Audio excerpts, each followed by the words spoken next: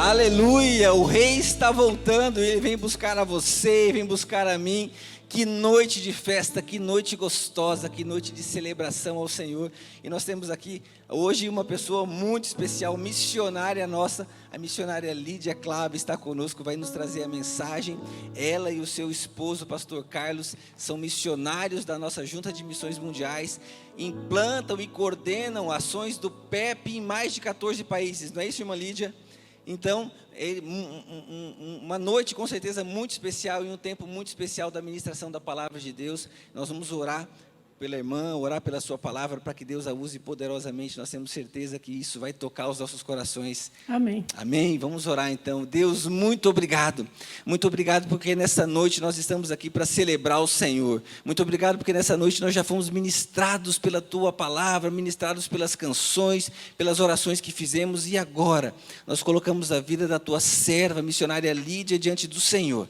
Para que o Senhor a use, para que o Senhor, de maneira poderosa, faça com que a mensagem do Senhor, através dela, possa impactar os nossos corações. Esse trabalho tão precioso com os PEPs, esse trabalho tão precioso com as crianças, que com certeza tem impactado crianças e famílias ao redor de tantos países, Deus, possa trazer para nós também esse impacto gostoso que nos faça ainda mais nos comprometemos com o Senhor, com a Tua palavra e com a expansão do Evangelho. Então, muito obrigado pela presença da irmã Lídia, do pastor Carlos aqui conosco, e usa poderosamente a vida da tua irmã, em nome de Jesus que nós oramos e abençoamos. Amém.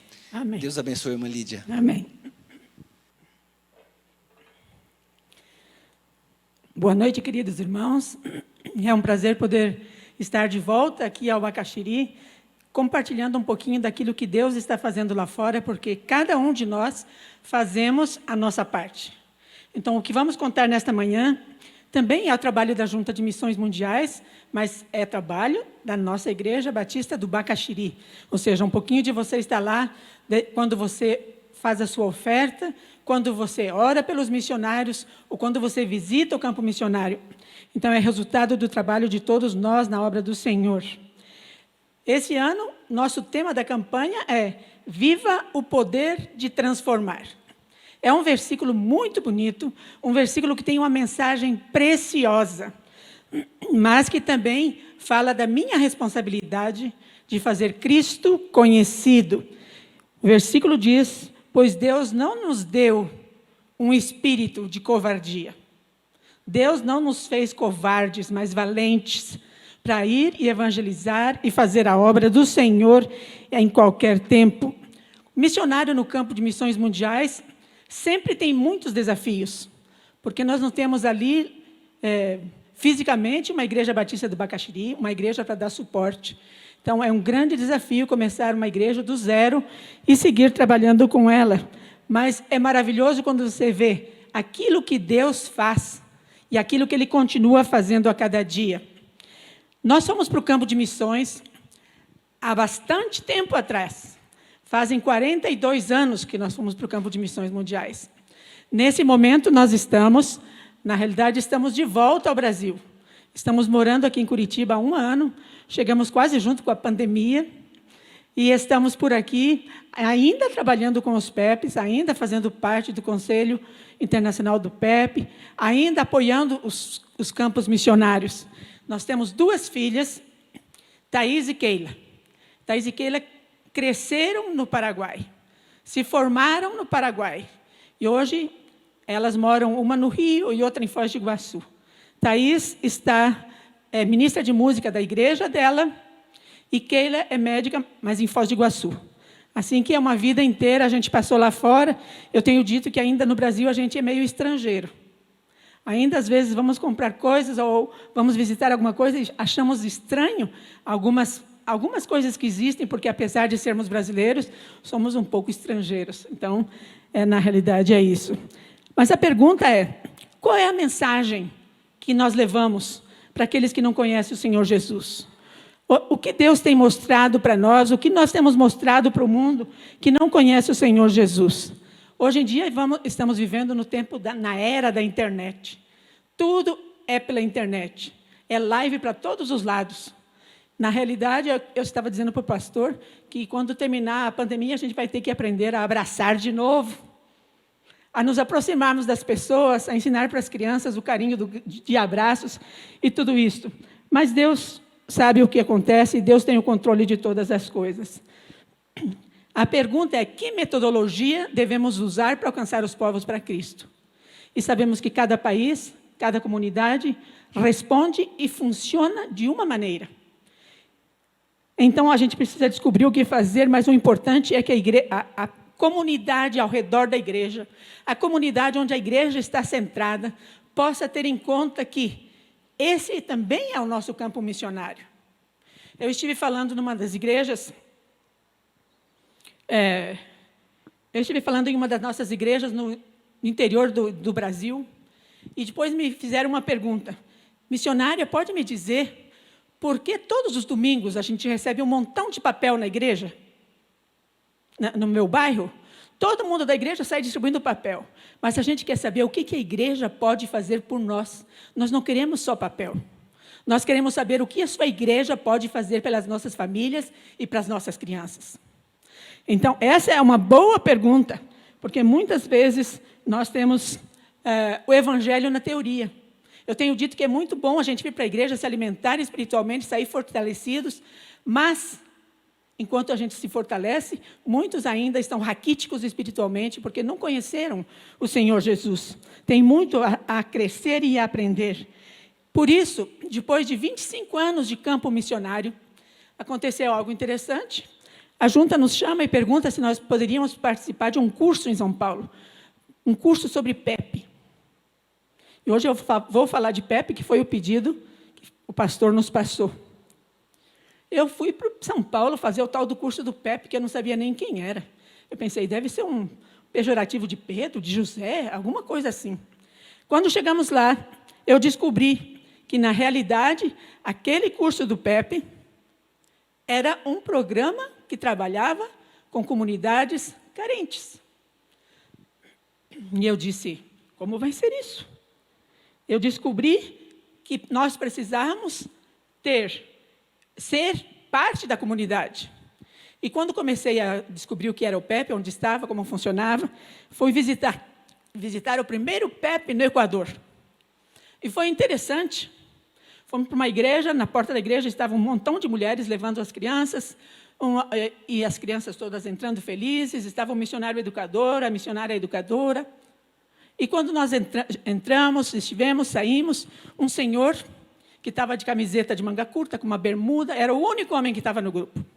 Ele disse, olha, senhora, nós estamos muito felizes com o trabalho que vocês estão fazendo aqui pelas nossas crianças. Tem sido uma grande bênção esse trabalho aqui. E eu fui, pastor que me hospedava, estava dirigindo, e disse, que irmão simpático aquele na porta da igreja. Ele disse, qual irmão? Eu falei, pastor, só tinha um lá. Ele disse, não, aquele não é o irmão da igreja. Aquele é o chefe dos traficantes do bairro. Como? Ele disse, ele não está na igreja, mas o neto dele é do PEP. A esposa dele está na igreja, está sendo discipulada para batizar. Então, para ele, a igreja é importante. Isso é evangelho em ação. Isso é Deus fazendo a sua parte.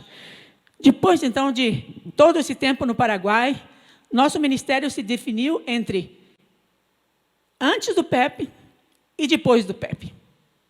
Porque trabalhávamos sempre em fortalecimento de líderes, conversão das pessoas ao redor, uma igreja normal. Mas depois dos 18 anos, então as coisas começaram a mudar. E o PEP é um programa, não é mais projeto. É um programa da Junta de Missões Mundiais, que é apresentado às convenções. As convenções oferecem esse programa para a igreja, e a igreja começa a trabalhar com as crianças, com as famílias e com a comunidade. Então, esse é o objetivo do PEP, levar famílias ao Senhor. PEP é uma estratégia para evangelizar e para educar. As crianças são evangelizadas, são educadas, e elas são os missionários melhores dentro das suas próprias igrejas. Porque é eles que ensinam os pais a orar, ensinam os pais a cantar, a participar e a se involucrar com as coisas de Deus. Então, a pergunta é, por que crianças? Porque a vida da criança está inteirinha. Ela tem uma vida inteira para servir ao Senhor. Ela não tem uma parte só da vida para servir ao Senhor. E se as crianças são o futuro, quanto nós estamos investindo na vida deles? Quanto estamos investindo na vida dessas crianças? Porque evangelizar crianças é importante porque é um campo missionário branquinho, branquinho. A terra está forte, pronta para dar crescimento. Porque a maioria dessas crianças que vão pelo PEP ou vão pela igreja, que se convertem, são os pastores, são os missionários do amanhã também. E 50% dos pastores hoje em dia são chamados quando eram crianças. E isso é importante. Se a metade da população do mundo está feita de crianças, então esse é um campo missionário grande, porque as crianças estão ali prontas para aprender. Então, a pergunta é, o que estamos fazendo pelas nossas crianças? Como estamos trabalhando e vendo as crianças? Eu tenho dito que algumas igrejas estão contentes em igrejar as crianças. Eu não sei se existe essa palavra, mas estão contentes em que as crianças estejam na igreja. Eu tenho dito também que muitos professores da escola dominical trabalham o ano inteirinho com as crianças, mas não levam essa criança aos pés de Jesus Cristo. E aí falhamos. Uma criança pode entender perfeitamente o plano de salvação. E muitas igrejas têm dito, não, mas a gente não tem recursos. A gente não sabe o que fazer.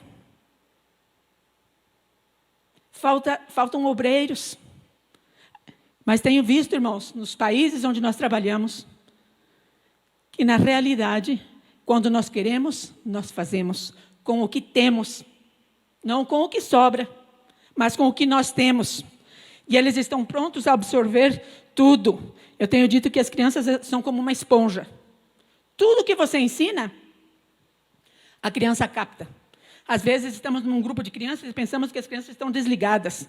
Não estão ouvindo nada do que estamos dizendo. Quando, de repente, elas dão um pitaco e a gente diz, poxa, estava prestando atenção, estava aí. Então, as crianças devem ser nosso alvo dentro das nossas igrejas. Nós começamos a trabalhar no Paraguai com o PEP, foi o primeiro país da América Latina, de habla hispana, foi Paraguai. E depois, como coordenadores dos PEPs da América Latina, nós o implantamos em mais 14 países. Então, México, Peru, Guatemala, República Dominicana, Nicarágua, Chile e Argentina, e todos esses países que nós conhecemos, nós entramos trabalhando e implementando o PEP. E tem sido uma grande bênção nos países latinos. Por quê? Porque é uma porta aberta que as igrejas têm possibilidade de trabalhar. Elas usam o que têm. O templo fechado toda semana passa a ser aberto todos os dias. A água e a luz que eles usam todos os domingos e estavam ociosos, passam a ser parte do trabalho de todo o dia. Então, isso é importante. Em alguns países, trabalhamos também com comunidades indígenas, entre eles os axés. E essa igreja participou também da abertura de alguns ali, do sustento também de Rosa, que é uma das missionárias educadoras. Os axés é uma comunidade indígena que está no interior do Paraguai, e são 6 lugares diferentes. E nós entramos numa comunidade, e o povo viu que aqui nesse PEP, nessa comunidade que abrimos o PEP, já não tinha mais borracheiras, já não tinha mais briga, não tinha mais feitiçaria. E o que aconteceu? As outras comunidades disseram, a gente também quer. A gente quer também. Então, o que aconteceu é que abrimos numa outra comunidade, e depois numa mais outra, e depois, quando viemos a Bacaxiri, mostramos um lugar que queríamos abrir, mas não tínhamos estrutura, e Bacaxiri disse, não, nós estaremos ali apoiando, e abrimos mais um PEP. Hoje em dia, nós temos PEPs, axés, nos 6 lugares onde está a etnia. Isso é uma grande bênção. E é interessante que, quando nós visitamos essas comunidades, nós não somos pastor Carlos e irmã Lídia. Eu sou de Ucugui. E pastor Carlos é Torangue. Isso quer dizer que você foi aceito por eles e eles colocaram o nome de animais em você. Então, é interessante que quando a gente chega nessas comunidades, eles dizem, Jucug chegou. Então, é a Lídia que está chegando, mas eu sou Jucug, lá eu não sou Lídia. Então, é interessante como Deus tem trabalhado ali. Nós temos uma missionária educadora, que é a Rosa Breve.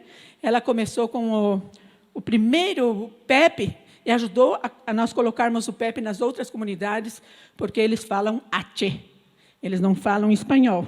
Então, isso é importante. Temos outros indígenas também. Temos os macás. Os macás não são tão amorosos como os axés. E é interessante que os macás, eles não são tão amorosos também. Mas quando eles aprendem a confiar em você, existe uma química que faz você se aproximar deles.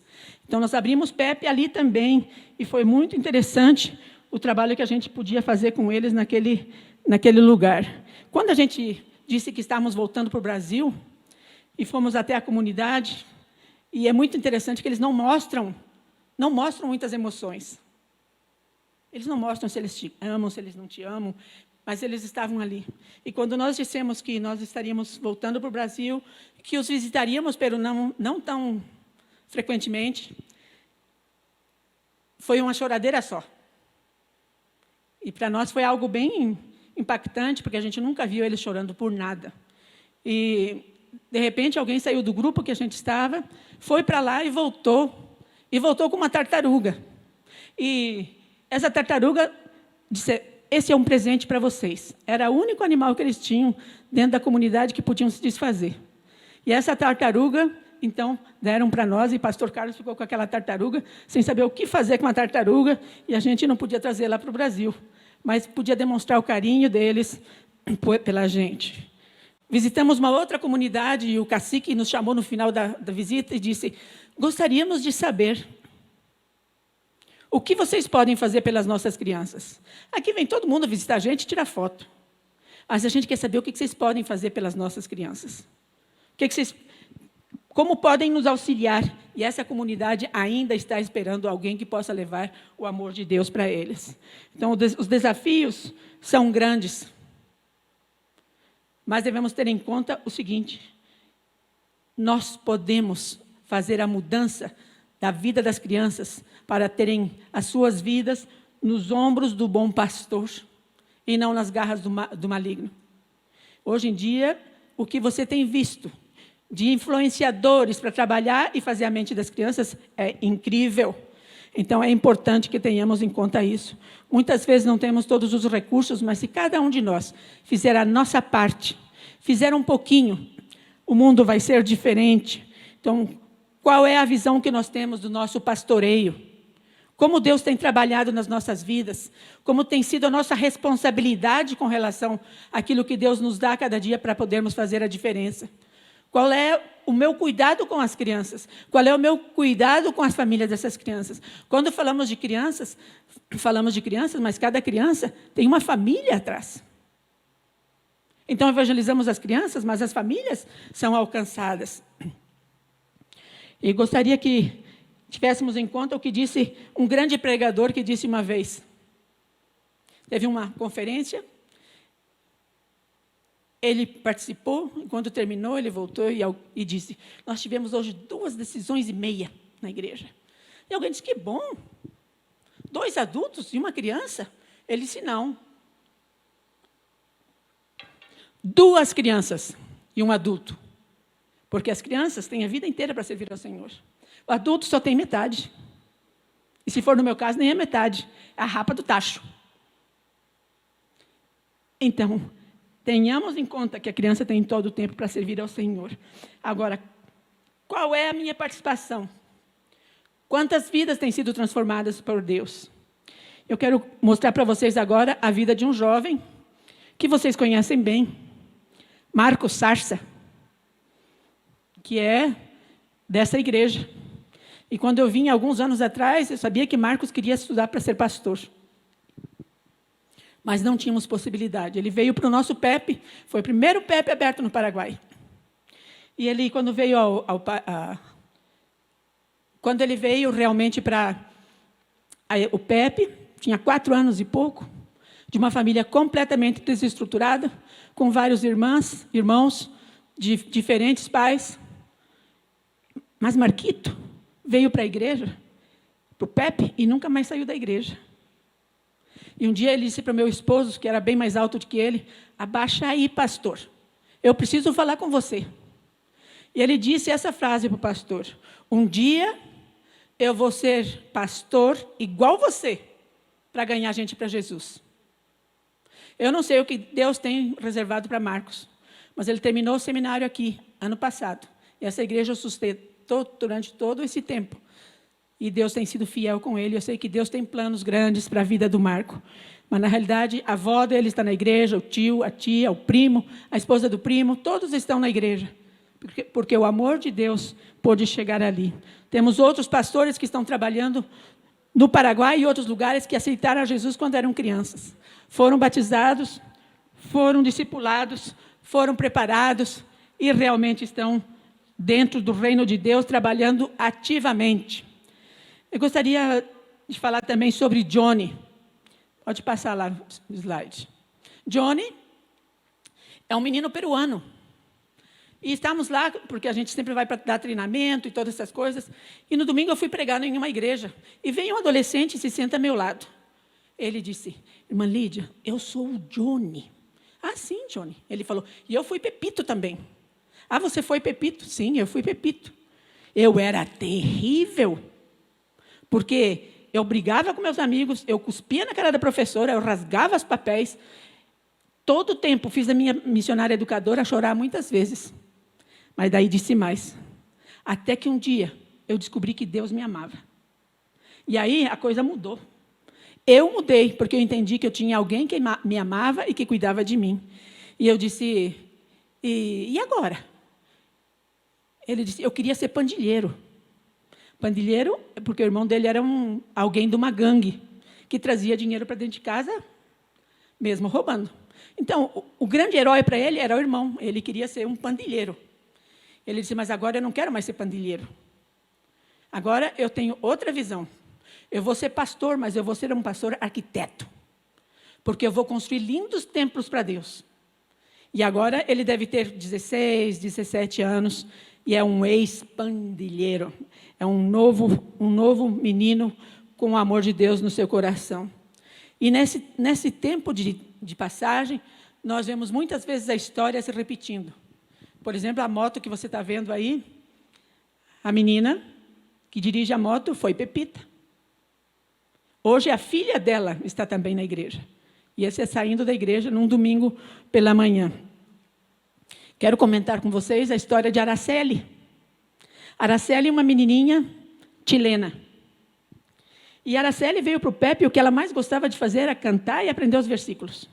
E ela aprendia no PEP, e ela ia para casa e ensinava o pai e a mãe. Mas um dia teve um grande acidente. E Araceli morreu. No dia do enterro, era uma cidade pequena, todo mundo estava na cidade, no velório, e antes de fechar o caixão, o pai disse uma coisa. Antes de fechar o caixão, quero dizer que tudo o que eu sei de Deus, eu aprendi com a minha filha de 5 anos. Tudo que eu aprendi de Deus, eu aprendi com a minha filha de 5 anos. Hoje, ele e a esposa são membros da igreja. Porque a mensagem chegou através de uma criança que podia falar do amor de Deus. Então, PEP é transformação de vida de crianças, mas é transformação de famílias inteiras, onde Deus começa a escrever uma nova história. Temos também Dom Crispim. Dom Crispim é interessante.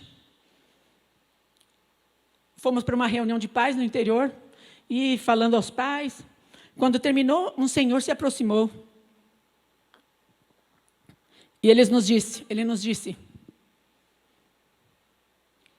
queria perguntar para a senhora o que teria sido da minha vida se minha filha não tivesse vindo para o PEP. E eu disse: por quê? Ele disse: por quê?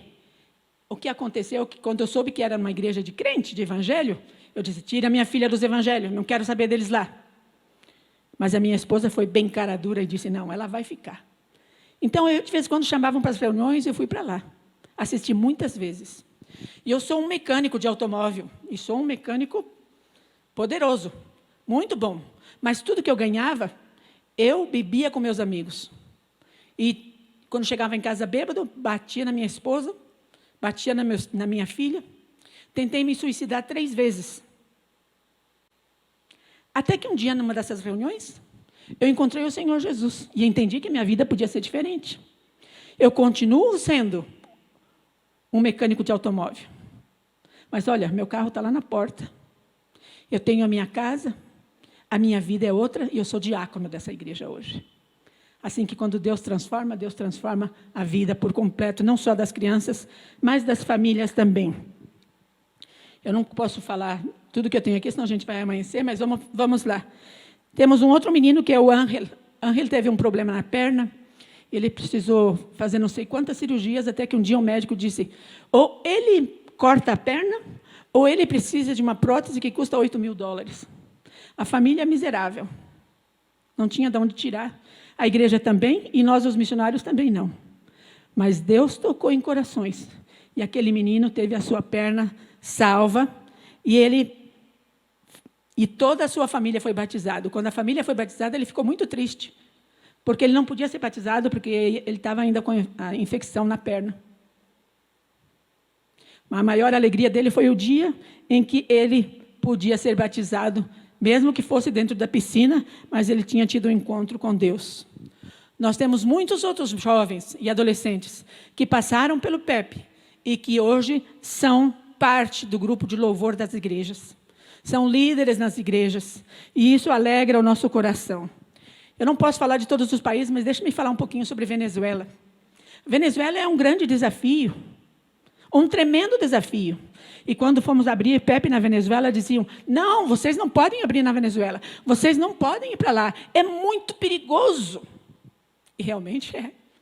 Mas nós estivemos lá várias vezes. Implementamos o PEP. O PEP cresceu e tem sido uma grande bênção, uma grande ferramenta. Aí, quando chegamos lá, o povo dizia, não vai poder abrir, porque tantos problemas sociais, tantos problemas econômicos. Mas quando nós chegamos lá, vimos que o sofrimento, a perseguição e as grandes dificuldades das igrejas faz com que os irmãos sejam muito mais comprometidos com as coisas de Deus, que vivam o evangelho realmente em ação. E isso é muito importante. Na Venezuela, nós temos hoje 88 PEPs. Nós temos ali mais de quase 2.000 crianças que estão trabalhando.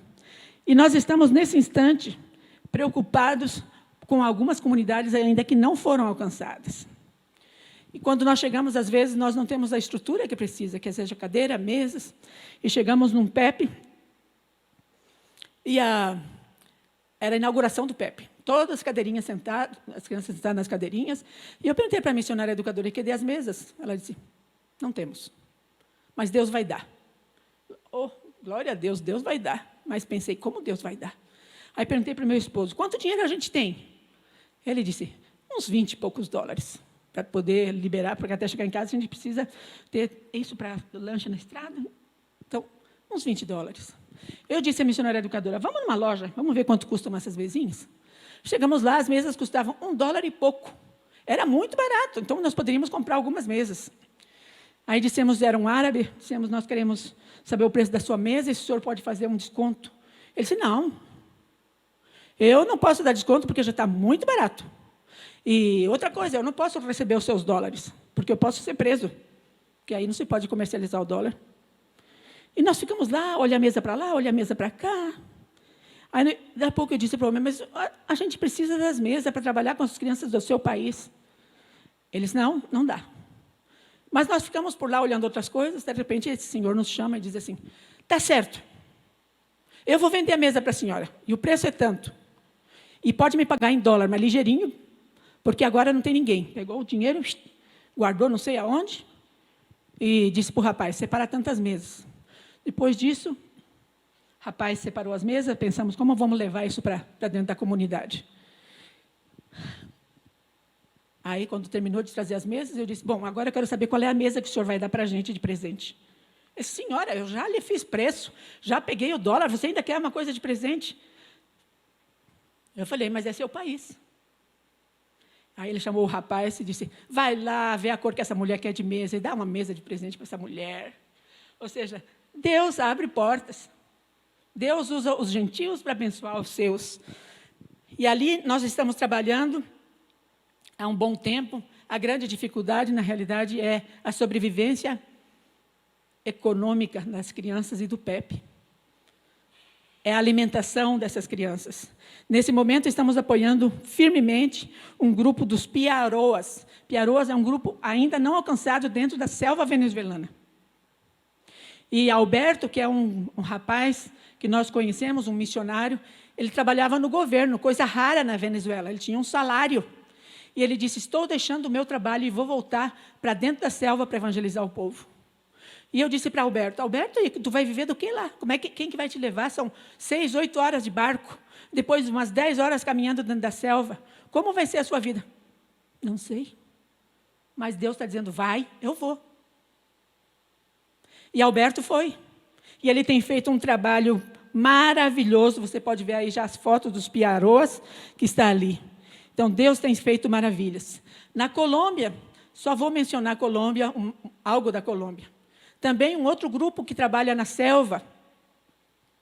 Também comunidades não alcançadas. O irmão Adalberto trabalha lá com a sua esposa. Também precisa caminhar dentro da selva por muito tempo. Também não tem nenhum tipo de sustento econômico. Mas está ali fazendo a obra do Senhor e traduzindo as histórias bíblicas para poder levar para dentro da comunidade. Assim que, irmãos, Deus precisa de voluntários, Deus precisa de vidas que sejam dedicadas no seu altar, que possam realmente fazer a diferença na vida do povo. Alguém disse que as nossas igrejas no Brasil estão vivendo o tempo, a síndrome dos 3 S's. Os irmãos conhecem a síndrome dos 3 S's? Salvo, sentado e satisfeito. Quando deveria ser salvos para servir ao Senhor. Essa deve ser o nosso objetivo. E há um texto na Bíblia bem claro que diz que todo aquele que invocar o nome do Senhor Jesus será salvo. E nós sabemos até de cor, não é? Como invocarão aquele que não creram? Daquele que não ouviram? Como ouvirão se não há quem pregue? Como pregarão se não forem enviados? Isso precisa mexer com a gente. Deus tem planos para as nossas vidas, mas muitas vezes a gente põe as raízes bem fundas e diz a minha vida, o meu trabalho, a minha igreja, minha. Nós não temos nada, não levamos nada. Tenho dito que o caixão não tem gaveta para a gente levar nada. E mais do que nunca temos visto isso nesta pandemia. Nós não levamos nada. A Bíblia diz, juntai tesouros no céu, onde nem a traça e nem os ladrões roubam, nem minam. E essa deve ser a nossa realidade. Que Deus possa fazer com que nós tenhamos a visão de não fugir, nem de ficar só olhando, mas tenhamos a visão de participar daquilo que Deus tem para as nossas vidas. Deus necessita de jovens, de adultos, de vidas consagradas ao Senhor. Ele precisa que nos disponhamos, estar no seu altar e dizer, Senhor, aqui está a minha vida. Aqui está a minha influência, porque todos temos influência positiva ou negativa. Todos temos influência na vida dos outros, porque nós somos selados pelo amor de Deus. Não para ficar sentado e cruzar os braços, mas fomos selados pelo amor de Deus, para nos levantarmos e fazermos aquilo que Deus espera de cada um de nós. E esse compromisso começou conosco quando eu me converti, quando você se converteu, e termina quando a gente morre. Podia ter dado aos anjos, aos que são perfeitos, mas Ele deu para cada um de nós, imperfeitos, mas seus filhos, em todo o tempo. Que Deus nos abençoe. Que Deus abençoe a sua vida a cada dia. E que sejamos instrumentos de transformação. Que não sejamos covardes, mas sejamos valentes na obra de Deus em todo o tempo. Obrigada. Que Deus nos abençoe. Pastor, podemos orar aqui pela vida das pessoas que nos ouvem nesse instante? Ó Pai, estamos na Tua presença, porque Te amamos, porque confiamos na Tua graça, na Tua misericórdia, Teu cuidado conosco. Te agradecemos pela Tua graça que nos alcançou. E ora te pedimos, Senhor Deus, que Tu sigas abençoando as nossas vidas, que sejamos instrumentos de graça, de misericórdia, de compromisso com as coisas que são Tuas, e que outros possam conhecer do Senhor Jesus, e possam amar-Te, Senhor Deus, e possam ter seus nomes escritos no livro da vida. Ajuda-nos a sermos missionários a tempo, fora de tempo, aonde Tu nos plantastes, e também além das nossas fronteiras. Em nome de Jesus Cristo. Amém.